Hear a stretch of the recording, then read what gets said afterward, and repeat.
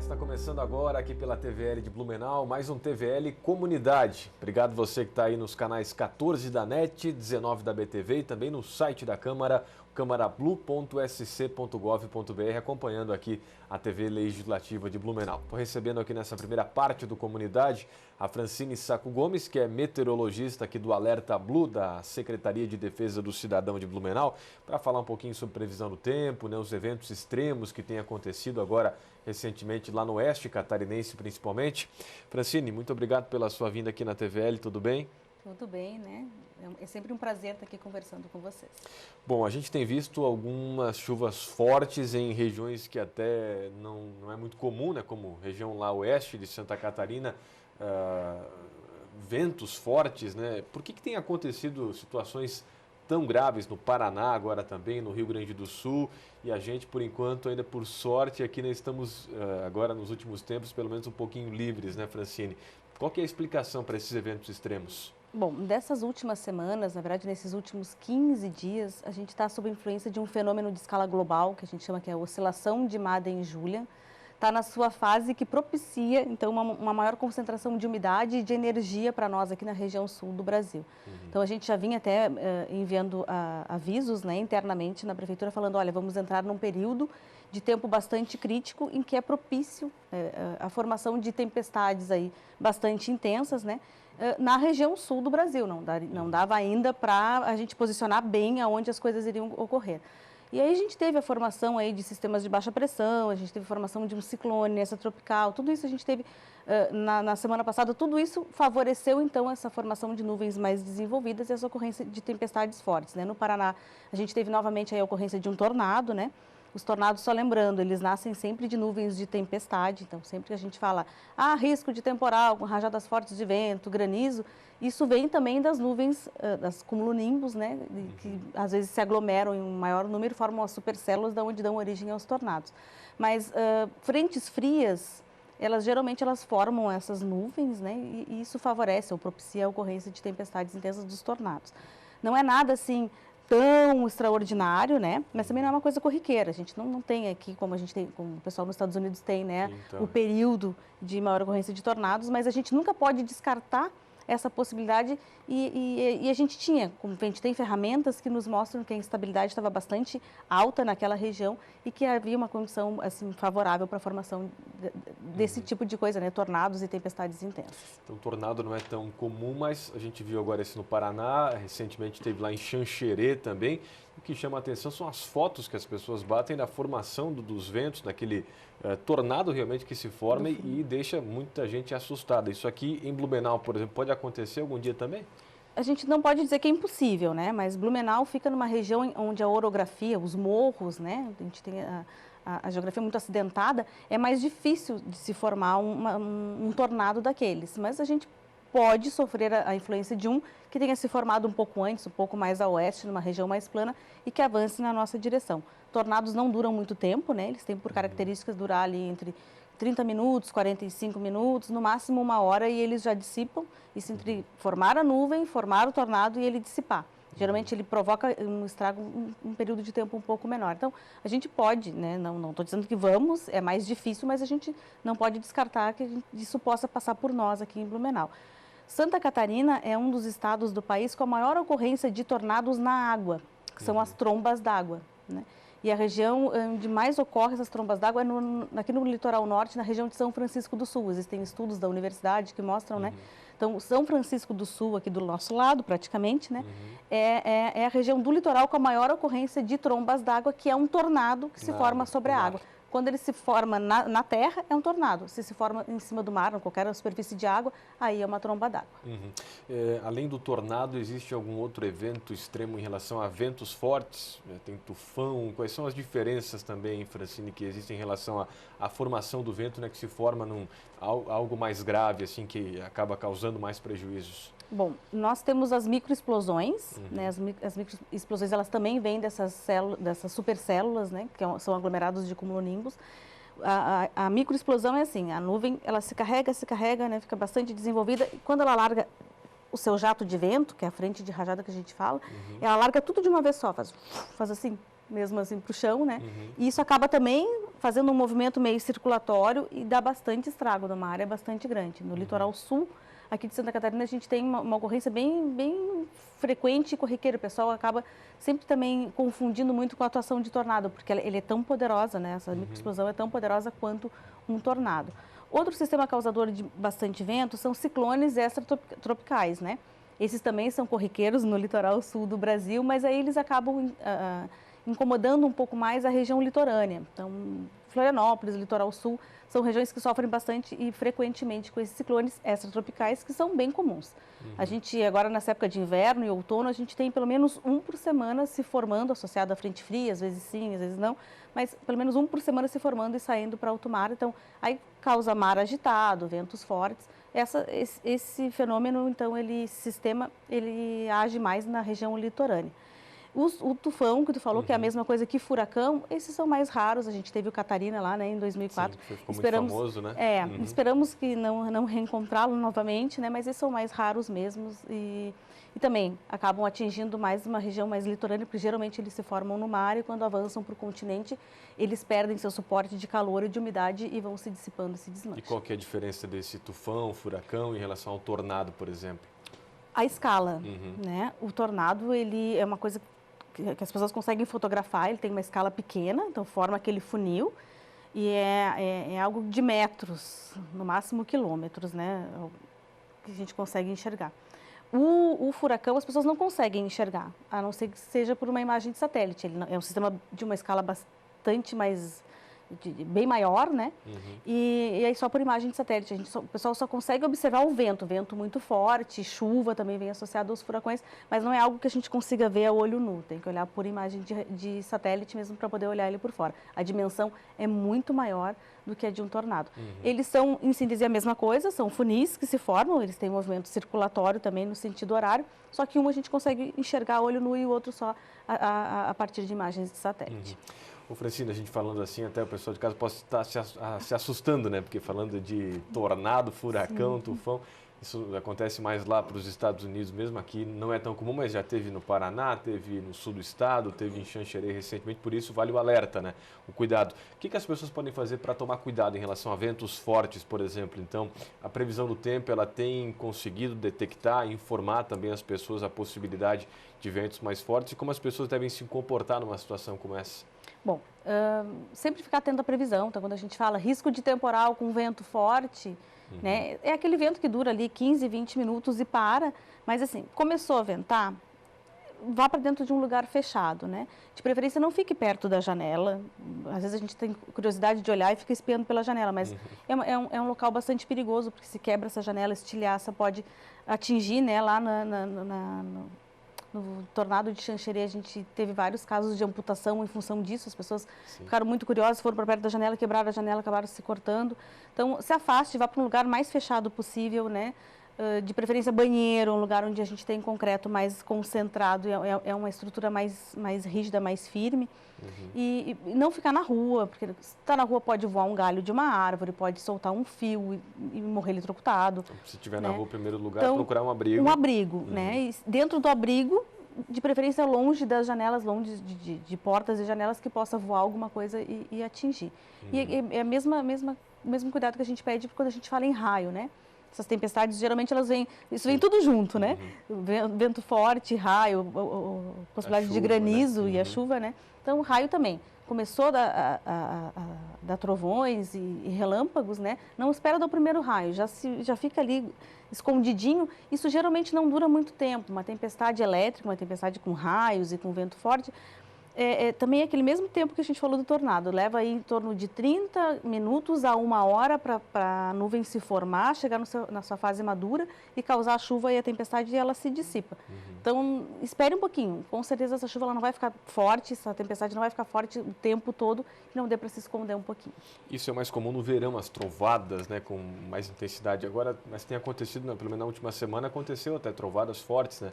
É por causa daqueles fenômenos que você falou lá no início da entrevista. Isso, a gente tinha uma instabilidade bastante intensa, a gente tinha um suporte de umidade e calor direcionado aqui para o sul do Brasil, que é o jato de baixos níveis que a gente fala. Então, ele pega calor e umidade lá da Amazônia e direciona para nós aqui no sul do Brasil. Então, a gente tinha todos os combustíveis necessários, né, e para formar nuvens um pouco mais desenvolvidas com esse risco não, com essa condição para tempestade.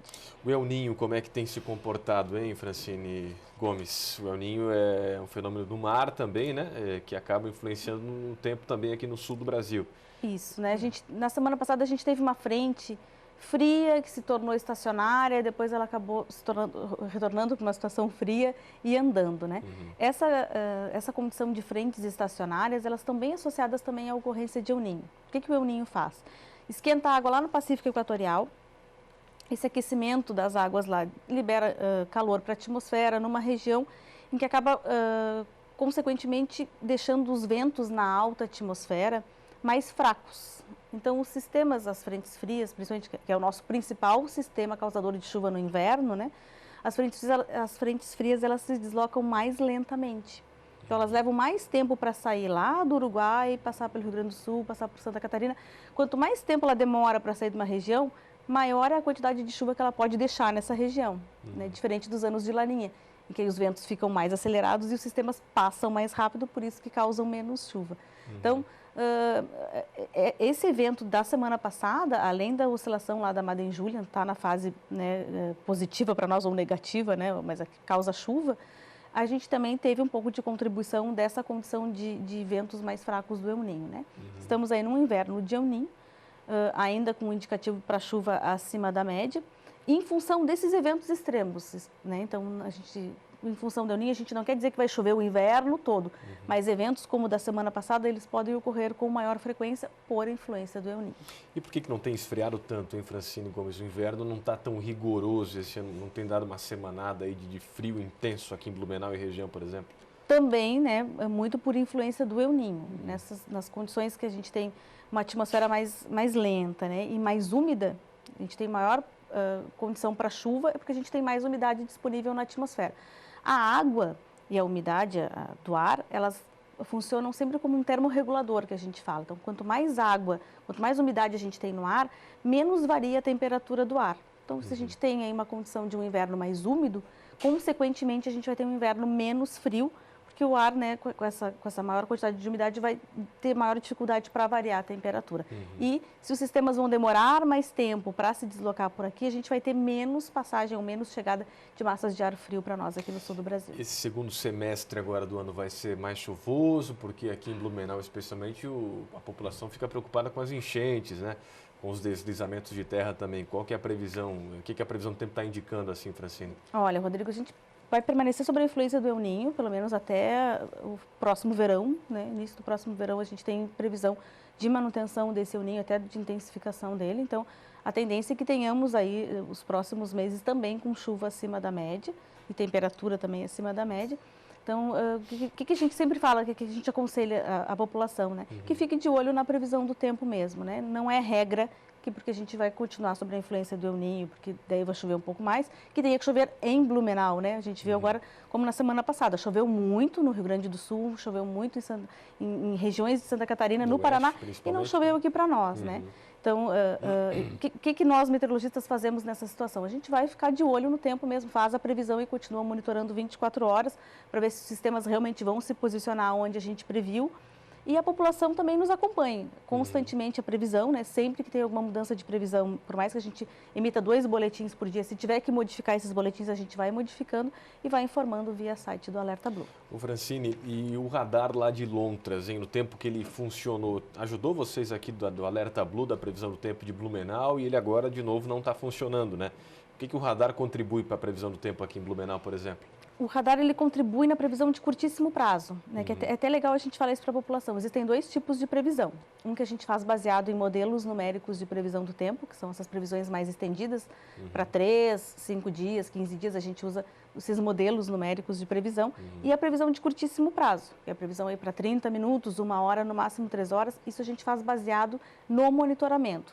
Como é que se faz o monitoramento, né? A gente olha imagem de satélite, imagem de radar e registro de estações de superfície, nos nossos pluviômetros aqui principalmente, né? E aí a gente vê como é que está se comportando. Então o radar ele serve para isso, para ver se na próxima hora a gente tem algum núcleo de instabilidade avançando na nossa direção, para poder colocar uma região ou outra do município. Então para essa previsão de curtíssimo prazo, ele é extremamente importante, né? Não só para nós aqui, mas para todo o estado. E agora não está funcionando, isso dificulta o trabalho de vocês? Dificulta um pouco porque a gente usa o radar lá de Urubici, né, que é da aeronáutica, e por várias vezes na semana passada ele deu uma falhada também na geração de imagens, né, a gente acaba usando de outros locais, né, o radar do Paraná muitas vezes nos quebra o galho também para a gente dar uma observada. Não impede a nossa operação, a gente consegue monitorar normalmente, né, e cuidar, mudar os alertas, mas dificulta um pouquinho mais. Assim, o radar de Lontras é importantíssimo, então. Sim, auxilia bastante, facilita um pouco mais a nossa vida, o nosso trabalho. Tá bom, Francine, olha, muito obrigado por ter vindo novamente aqui falar um pouco sobre previsão do tempo, eventos extremos e até uma próxima, então. Até mais, é sempre um prazer, é sempre bom conversar contigo aqui. Valeu. Francine Sacco Gomes, meteorologista, ela que coordena os trabalhos também lá no Alerta Blue, né? O órgão ligado aí à Defesa Civil, à Secretaria de Defesa do Cidadão aqui de Blumenau. Vamos ao intervalo, TVL Comunidade volta já.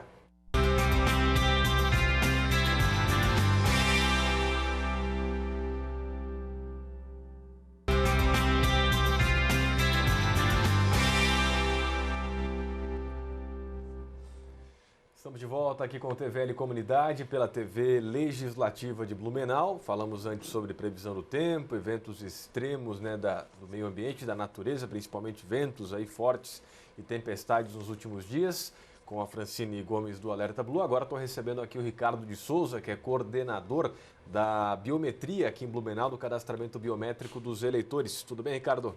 Tudo bem, Rodrigo? Obrigado pela vinda aqui, por ter aceito o convite da TV Legislativa. Estamos sempre à disposição, Rodrigo. Até porque no dia 27 agora o cadastramento biométrico vai ter o horário ampliado, vai começar a atender de manhã também a população. Como é que isso foi possível, Ricardo? Então, Rodrigo, a Justiça Eleitoral de Santa Catarina firmou um termo de cooperação com o Exército Brasileiro.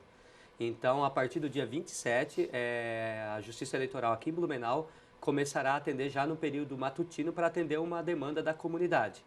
E estamos em fase de treinamento com o pessoal do Exército, então nessa semana estarão sendo treinados para que a partir da próxima segunda-feira, dia 27, possamos atender melhor a nossa comunidade. Então vai ser das 9 da manhã até que horas, Ricardo?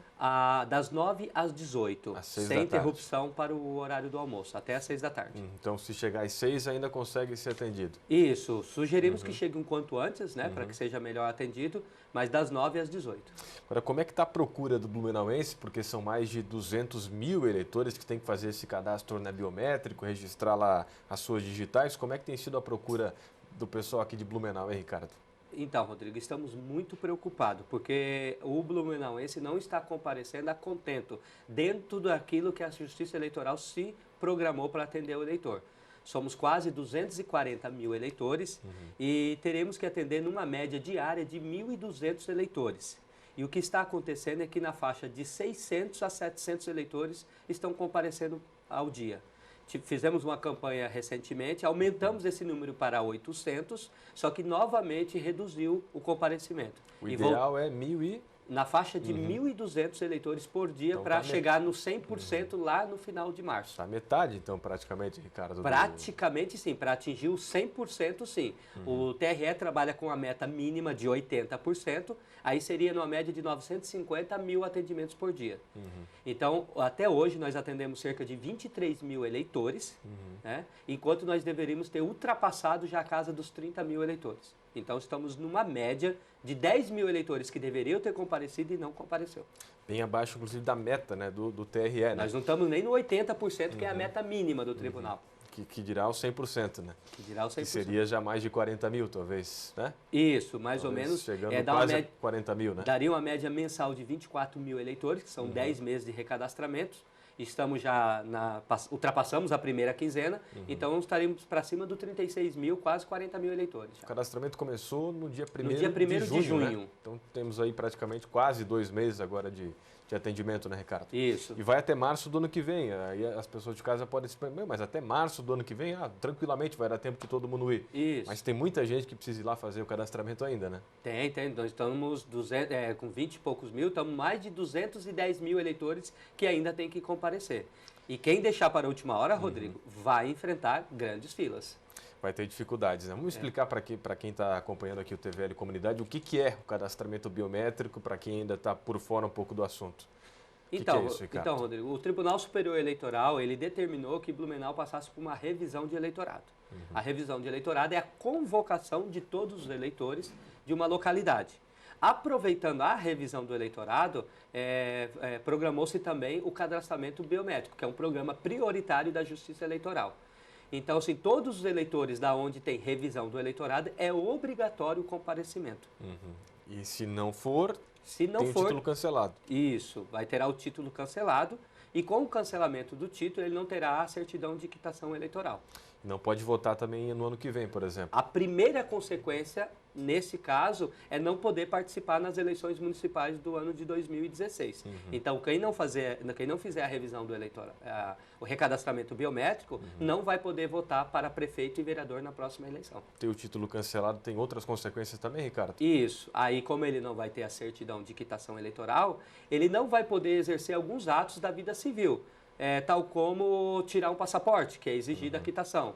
A pessoa estuda, passa no concurso. Na hora de tomar posse, também é exigida essa quitação. Não vai poder tomar posse em cargo público. Vai fazer a matrícula numa universidade federal, por exemplo, na Também FURB, não na consegue. UFSC, não vai poder fazer a matrícula no estabelecimento de ensino. Os servidores públicos vai deixar de receber vencimentos, porque eles têm que estar quite com a Justiça Eleitoral para receber os seus vencimentos. Então, tem vários atos da vida civil que vai ser prejudicado o exercício dele. Apesar dessa ampliação do horário de atendimento, Ricardo, a partir das 9, antes era ainda agora essa semana começa 1h da tarde, na Começa verdade. às 12. A meio-dia, 12 horas. Agora vai para as 9 horas da manhã.